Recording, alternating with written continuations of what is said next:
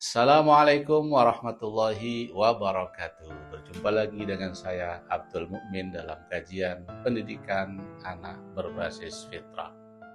Pada kesempatan kali ini saya akan membahas tentang dampak memukul anak. Ya, mungkin kita seringkali terpancing untuk ingin sekali memukul anak karena anak melakukan sebuah kesalahan, atau anak bandel, atau anak tidak nurut sama orang tuanya, dan lain sebagainya. Sehingga kita seringkali ingin memukul anak, bahkan sering terjadi pemukulan terhadap anak. Mulai sekarang stop memukul anak. Karena menurut penelitian dalam beberapa jurnal bahwa memukul anak memiliki dampak yang negatif, yang sangat berbahaya bagi anak di masa yang akan datang. Apa saja di antara dampaknya?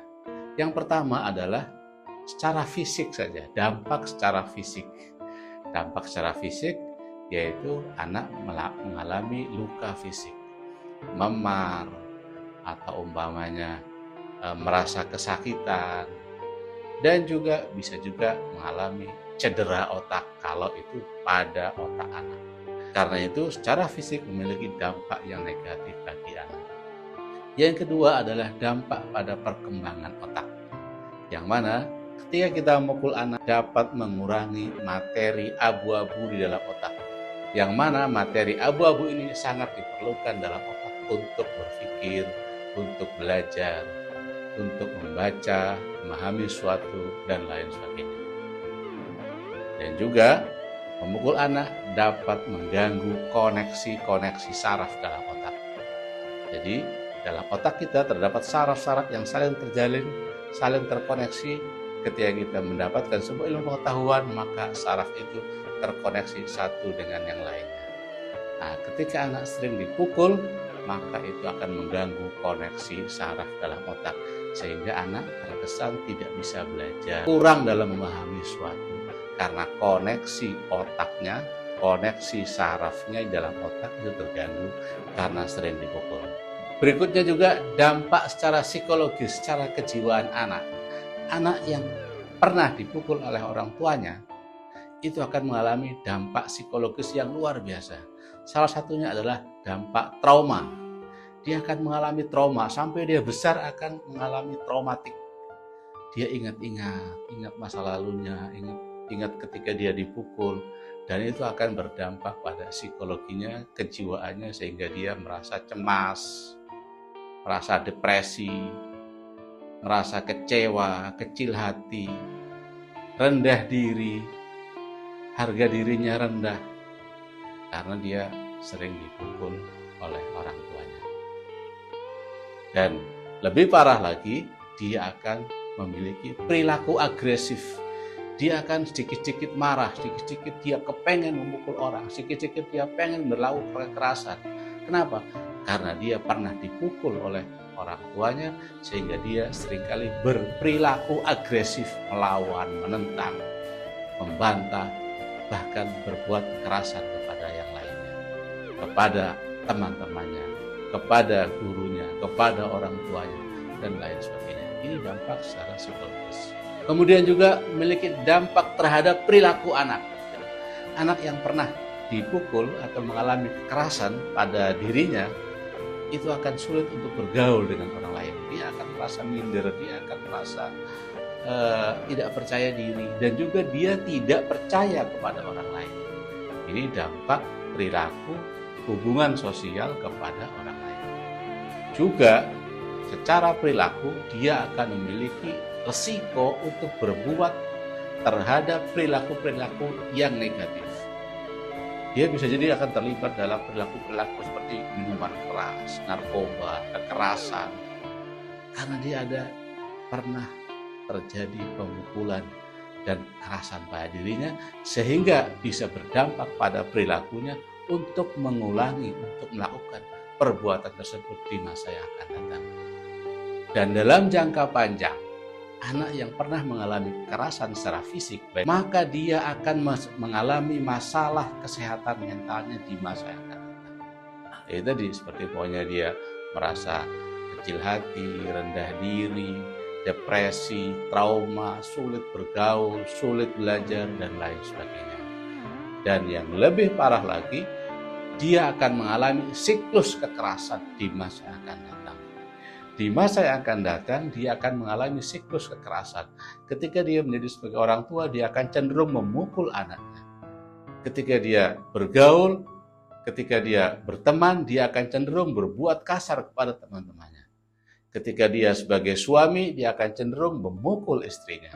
Ketika dia sebagai orang tua, dia akan cenderung memukul anaknya. Jadi siklus kekerasan ini akan terus berlanjut akibat dari dia pernah mengalami kekerasan di masa kecilnya. Karena itu, mulai sekarang kita harus sadar bahwa memukul anak itu memiliki dampak yang negatif bagi anak, baik dia waktu kecil, di waktu belajar, ataupun di masa yang akan datang.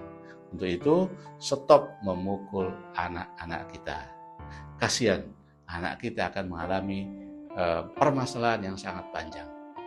Terus bagaimana solusinya? Kalau anak kita itu nakal, kalau anak kita itu bandal, anak kita tidak bisa diatur, anak kita nggak bisa diomongi, gimana solusinya? Ya, ini ada beberapa hal yang mungkin bisa menjadi solusi bagi kita sebagai orang tua, sebagai guru ketika menghadapi anak-anak yang bandel, nakal, bangkang, tidak nurut, keras kepala, dan lain sebagainya. Apa itu solusinya? Yang pertama adalah kita harus memberlakukan disiplin yang positif. Artinya kita bisa memberikan peraturan kepada anak tetapi dengan cara yang positif. Seperti umpamanya kita melibatkan anak dalam memberikan peraturan-peraturan atau ketentuan-ketentuan kepada anak-anak kita. Baik dari mulai kegiatannya, kewajiban-kewajiban yang harus dia lakukan, aktivitas yang harus dia lakukan, larangan-larangannya, bahkan sanksi-sanksi yang akan kita berikan kepada anak, hendaknya kita melibatkan kepada anak-anak kita. Yang pertama. Yang kedua, kita harus konsisten memberlakukan aturan yang telah kita sepakati bersama. Jangan sampai kita juga melanggar aturan-aturan itu, sehingga anak melihat, oh ternyata orang tuanya atau gurunya itu sesuai dengan ketentuan yang ada. Jadi jangan sampai kita keluar dari ketentuan yang sudah kita sepakati. Nah, jika anak itu melanggar, maka jelaskan alasannya. Jelaskan manfaat dan madharatnya dari sebuah peraturan dan sebuah tindakan itu. Kalau dia salah, katakan salah. Kenapa kamu salah, nak? Ya, karena kalau kamu melakukan ini, maka madharatnya itu akan begini. Jadi jelaskan alasannya dengan baik. Jika anak itu berbuat baik, maka pujilah. Dan berikan penghargaan kepada anak jika anak itu berhasil melakukan sebuah tantangan, sebuah aktivitas yang menantang, yang sulit dilakukan, tapi dia berhasil. Berikan sebuah penghargaan, sebuah apresiasi kepada anak. Yang kedua adalah lakukan komunikasi positif. Jadi ajak anak itu sebagai teman diskusi kita. Ajak anak itu sebagai teman kita. Jadi kita harus melakukan pendekatan kepada anak, dan kita harus berbicara kepada anak dari hati ke hati, permasalahan anak, keinginan anak, hobi anak, cita-cita anak, dan aktivitas-aktivitas yang mungkin harus kita siapkan untuk anak. Jadi kita harus melakukan komunikasi yang efektif kepada anak. Kemudian ajarkan anak juga untuk berempati kepada orang lain, berempati kepada orang tuanya. Nah, kalau anak melanggar, jangan gunakan kamu jahat. Gunakan aku. Aku tidak suka. Aku sangat sedih jika kamu melakukan ini. Aku sangat menyesal jika kamu begini. Jadi gunakan aku. Jangan menunjuk kamu jahat, kamu tidak boleh, jangan. Jadi gunakan aku yang disampaikan kepada anak kita. Ini dalam rangka komunikasi yang positif kepada anak. Jika memberikan sanksi, ada pelanggaran, batasi waktu. Jadi umpamanya jika pelanggarnya berupa mainan, umpamanya dia bermain, maka batasi waktunya. Kamu tidak boleh bermain dari mulai jam sekarang sampai jam sekarang. Dari mulai jam 7 sampai jam 8 kamu tidak boleh bermain HP umpamanya. Nanti kita berikan sanksi-sanksi yang terkait dengan waktu, batasi waktunya. Atau juga batasi fasilitas-fasilitas yang sudah diberikan kepada anak. Itu bisa menjadi alternatif sanksi dari pelanggaran yang dibuat oleh anak. Yang keempat adalah kita harus menjadi role model, contoh bagi anak-anak kita. Kita harus menjadi teladan bagi anak-anak kita. Jika kita menyuruh anak sholat, maka kitanya harus sholat. Jika kita menyuruh anak untuk belajar, kita juga harus belajar. Jika kita menyuruh anak untuk makan, maka kitanya harus ikut juga di situ. Kita makan bersama, kemudian juga melakukan aktivitas bersama, dan lain sebagainya. Jadi kita harus menjadi role model, sebagai contoh, sehingga anak-anak melihat kepada kita dengan penglihatan yang positif. Dan juga sebaliknya, kalau kita ada kesalahan, kita mengakui kesalahan. Kita harus jujur sama anak. Kalau kita salah, akui kesalahan kita. Jangan senantiasa menyalahkan anak terus. Tapi kita harus juga mengakui kesalahan-kesalahan kita jika kita itu melakukan sebuah kesalahan. Dan yang terakhir, jangan lupa terus berdoa kepada Allah Subhanahu wa Ta'ala.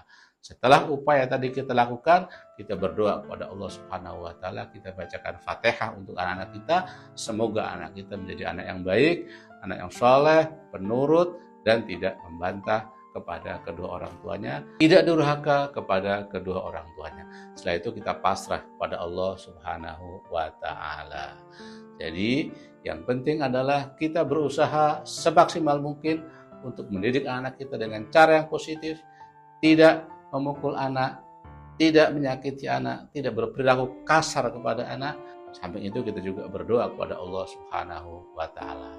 Semoga dengan penjelasan ini kita bisa memahami bahaya dari memukul anak dan kita beralih kepada cara-cara yang positif yang tidak memperlakukan anak dengan keras, dengan kasar, dengan memukul. Sekian dari saya, dan apabila materi ini penting dan juga bermanfaat, silakan share ke yang lainnya.